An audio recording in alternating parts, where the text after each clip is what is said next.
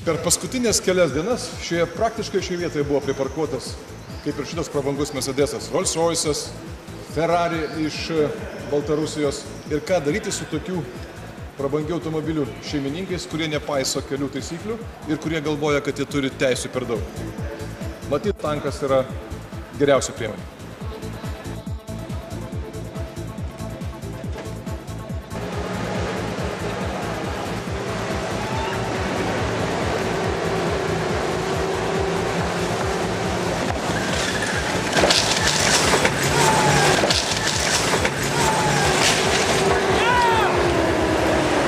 Jeigu automobilis parkuos blogai, bus va taip.